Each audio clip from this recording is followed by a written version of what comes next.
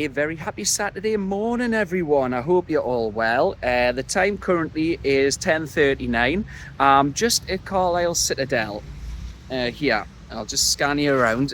Train station's just over that way.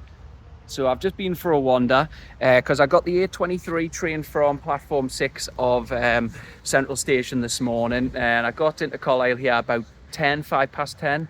However, as usual with transport in this country, especially trains, the train's delayed for another 27 minutes till 11:17. So I've just come out here, and it's actually, look at that, finally got some sunshine, but there's been a lot of mist on the way here, a bit of Scottish mist. It's welcoming us to Glasgow soon for the opening match of pre-season. Yes, Newcastle are going up to Celtic Park for a pre-season friendly, the first one with fans, so I'm classing this as the official one, not the behind 4-0 closed doors win against this very team from this city, Carlisle, recently. So yeah, 10,000 Geordies are heading up there. And now I'm heading up there myself. I was going to be driving up with Jimmy and then coming back. However, my car's had some faults this week. So I've had them checked over. Everything's fine now. But I just thought, too last minute. It's been a tiring week at work. I was at a Rat Pack in tribute concert last night at the Tyne Theatre and Opera House with my lass and her family. That was very good. My granddad brought us up on swing music. So that was good. Had a few drinks at Tilly's and that. But yeah, went for a Chinese after. I didn't get in until about 11:30, so I am running on caffeine the day and McDonald's breakfast. So yeah, I'm just flying solo here till I get to Glasgow. Then I'm meeting up with all the lads there who are driving at about 1ish. But yeah, it looks like I'm not going to get into Glasgow now till after 12. Well, it was going to be 12 o'clock, so that's not entirely accurate, but it's looking more like with this delay around 12:30, 20 to 1. But they get in around then, so actually it probably works out just right. So I'm not wandering around on me Todd until they get there. But I just said to Jimmy, just make alternative arrangements and that and head up myself and just meet them there. But yeah, pre-season's back, isn't it? And I'm excited for it. It's a good distraction from this transfer window. Now, I posted last night that I'd say something today, in that it has been frustrating, it's been tiresome, and it has been pretty much a shambles recently in terms of we're going for targets, because it is now 5 targets. But yeah, obviously you know these videos if you watch us regularly. I will be objective again, just to say both sides of it. But we went for Mbumo, but obviously I think his wage demands was too much, and I don't think the club wanted to pay up to £70 million for him. Now he's went to Manchester United. He's all but signed. We went for Delap and Pedro. They both went to Chelsea. We went for Ekitike. We wouldn't go up to what we're willing to pay, what Frankfurt wanted. So he seems like he's going to Liverpool. And now obviously we went for James Trafford, and then it was broken last night. That's why I didn't comment with being out. Just brief post saying I'd discuss it today. That his former club, Manchester City, are coming back in for him. It seems that Edison may be off and they're wanting a new keeper in. Or if Edison doesn't go, Ortega's linked with a move away. So they want competition. And obviously Manchester City, they had a sell-on clause where Burnley would have got, I think it was 15% of that. But at the same time, they've got first refusal on him. So both sides of this, look, I wanted Trafford, like I wanted other players. So don't suddenly think that the likes of Pedro and Ekitike are bad players just because they went to other clubs. I would have liked them, but it's just this market we're working at the moment. The targets that we've identified, well, Eddie Howe's identified. You've got all the clubs with bigger revenues, the so-called top 6. I hate that term, but so-called top 6, bigger revenues that can offer bigger wages and bigger transfer fees, and we're just getting trumped for that. In Trafford, yeah, Man City, it seems like they've got first refusal, a buyback option. So I don't know. Obviously, I don't know how that's structured, how it works. I don't know if there's a certain time they've got to take up the first refusal on him before it expires, then we can move in. But it is frustrating in the fact that he's clearly wanted to come here. He said it on Ben Foster's podcast. Well, not here, obviously, this is Carlisle, you know what I mean, us. He's wanted to come here. We've pursued him for the last year. Obviously, we couldn't get him last season because of the whole PSR shambles. So we had to sell Minter and Anderson, and then we got Vlachodimos in exchange to basically to balance the books and keep in the black for PSR. And now Vlachodimos, he's one of 5 keepers on the books: Pope, Dubravka, him, Ruddy and Gillespie. Vlachodimos, he says he wants to stay in Europe, and Villarreal are keen, but obviously how much we're signed him for, we'll hope to get a decent fee back, otherwise we're going to make a loss on him. That's why it's difficult to shift him on. And look, I'll say this, it is a frustrating window, I'm not going to lie, but at the same time, the not wanting the same thing, you can praise the club. We've just come off the back of our best season in my lifetime, certainly. We've won the League Cup, we've ended with trophy drought. We've got Champions League again for the second time in 3 seasons. We've signed Anthony Elanga. It's just you're expecting more. Obviously, Eddie Howe said at the end of the season that he wanted signings in if he can. And obviously, we're not going to get every signing in before pre-season, but I at least expected maybe 2 players in by now. And I wouldn't have minded if it was Trafford, but I just think it's not the most key position on the pitch. I think obviously right wing was the priority, then you look at right centre back, another midfielder now maybe that Longstaff's gone, and a striker. They're not in any order there. I just think those 3 positions are more of a priority than signing Trafford, and I think we can go again this season with Nick Pope, but the worry is if we don't get Trafford, because we don't know if he wants to go back to City. He might still want to come here, but it depends what City's buyback is. We can't do anything until that expires, if there is an expiry clause. But yeah, it's just frustrating that Eddie Howe clearly wants these players in. He looked like he was cutting a frustrated figure at his interview in Austria, didn't he? And look, he's always diplomatic. But those above him, I do feel need to do a little bit more. That's not me being that's not me moaning. I'm being constructive. Look, they're not one and the same thing. Praising your club for what they've done and what they've done so far in the window, addressing the right wing problem, but you can also constructively criticise, not moan. If you just go on off on a rant, that's not constructive. You've got to be constructive in these situations. And yes, I feel we still can do more. He is being let down by those above him. And look, I don't think they're not mutually exclusive. Like I've said, that I think the club are trying, but the problem is the higher up the league you go, and despite being in the Champions League, that is a pull, and we are willing to spend more money, it seems. We are up against some bigger clubs. Like Chelsea never used to be bigger than we till Abramovich came in. That's a fact. They used to draw in like 12 to 15,000 in crowds.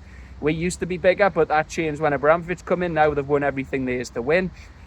Clubs that are still bigger than what Arsenal obviously are, Manchester City.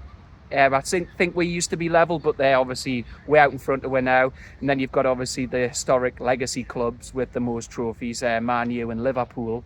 And yeah, Man U might be down there at the moment, but those two clubs, Liverpool and Man U, look, you've got to face facts. They'll always have a pull, even though they haven't. Even though Man U haven't really achieved anything last season, didn't win a trophy, it's still Man U. It's just a fact.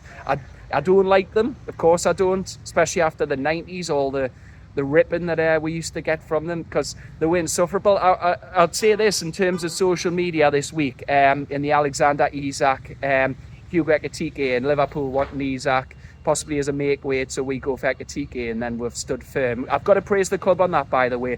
Well done in standing up to Liverpool and saying he's not for sale, because you just expect some clubs, if it was under Ashley, Isak would have been gone in a heartbeat like Andy Carroll was. But I just feel like this is an actual cop-out as well. Spoke to loads of them at Wembley. I've spoke to them when I've been to Anfield on away days before. Liverpool's a great city, the working class like us. But these online fans who've either never been to England, never been to Liverpool as a city, let alone Anfield, they besmirch proper cop-outs. Like, they make Scousers look bad because they come on with these delusions. I know what Isak's thinking. Eddie Howe knew Edwards from his time at and Hughes from his time at Bournemouth, so he'll do them a favour. What, undermine his work for 4 years and sell his best striker?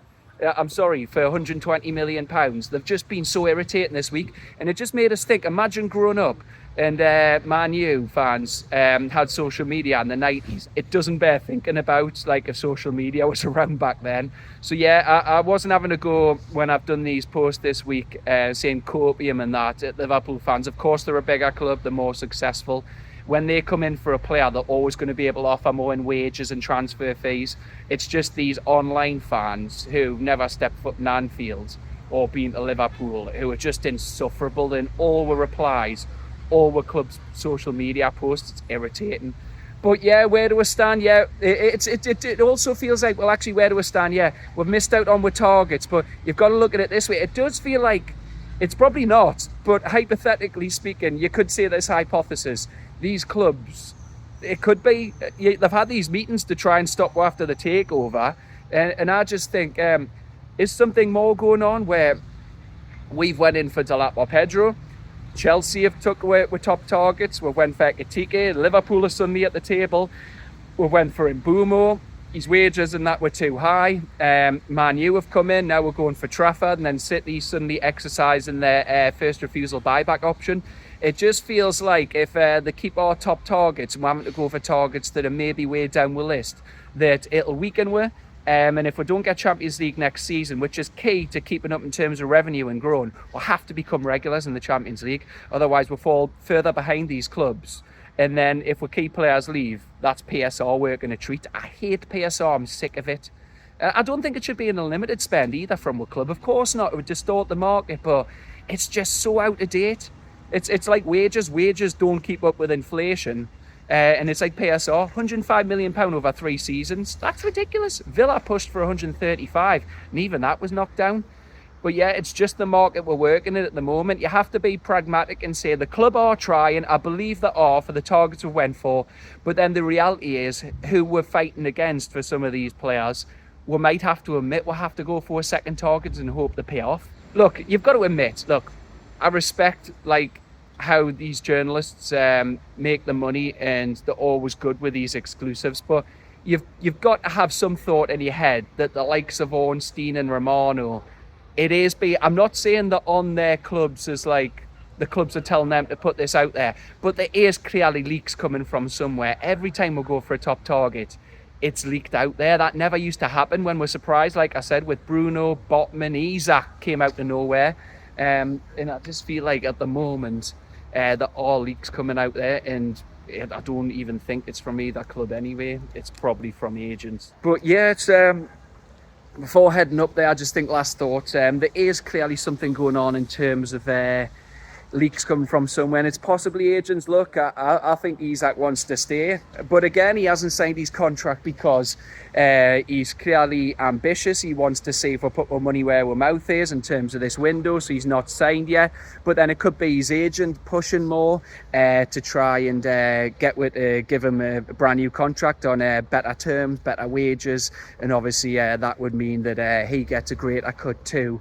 But we don't know where these are coming from. I'm just talking hypothetically. You don't know where this all comes from. It's all conjecture, it's guesswork. You just try and put 2 and 2 together. But yeah, it's yes, of course, it's a frustrating window, but at the same time, I do feel the club are trying. But it's nothing on the manager. Eddie Howe is doing everything that he can at the moment to get the squad that he wants. Look, he's clearly identified his targets. He wants them, but we're still in PSR country, and I feel the club are still scarred with how close we are to breaching it last summer, so they are being careful. They don't want to overpay. I respect that, but when more targets slip away and we've only got one player in, and pre-season's here today, and then the season kicks off on the 16th of August, which is what, 19th today, 12, that's 28 days, 4 weeks today. Just that window is getting smaller. So yeah, we are working the PSR constraints. We're not wanting to overpay, but you've got to try and back Eddie Howe. He's doing everything he can. And he's worked miracles getting with the Champions League again and winning the Carabao Cup against these established clubs. And PSL will always work against it, but Eddie Howe can only do so much on the pitch. Eventually, just the squad will hit this peak, and then it will just plateau out, and then we'll drop off. It kind of happened with Villa. With Villa not getting Champions League, they're struggling to get signings in. So we'll have to keep getting Champions League if we want to keep our revenues up and keep pace with these clubs and try and close the gap. Because one example, if we had revenue of say 60, let's just say in terms of revenue, if we had £400 million, we grow it by 10%, that's 40 million.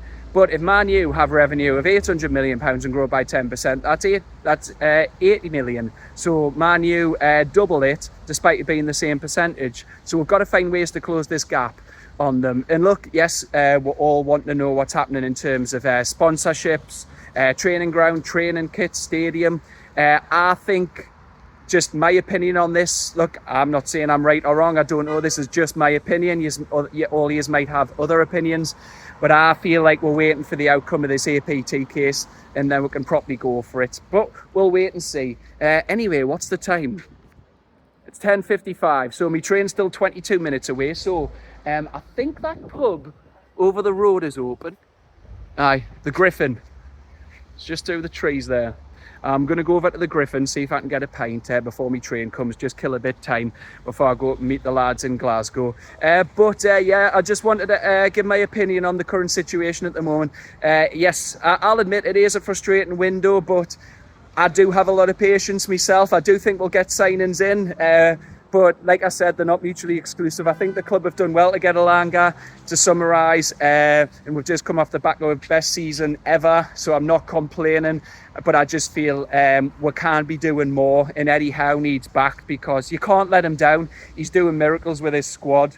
So I do feel we'll get signings in, but we've got to admit it mightn't be our first choice signings. So we'll have to wait and see. But yeah, I do feel, like I said, I feel like we could be doing more, and it's good to get Elanga in, but we can't let Eddie Howe down. He's doing miracles. So I do feel we'll still get players in. The worry is, though, with pre-season now starting today, they won't have time to get properly embedded in, get used to the rest of the players, feel comfortable, settle into the area, and then get used to the system, because it's well known Eddie Howe doesn't start players straight away until they're used to his system and they're up to the required stamina to play our high pressing transition style.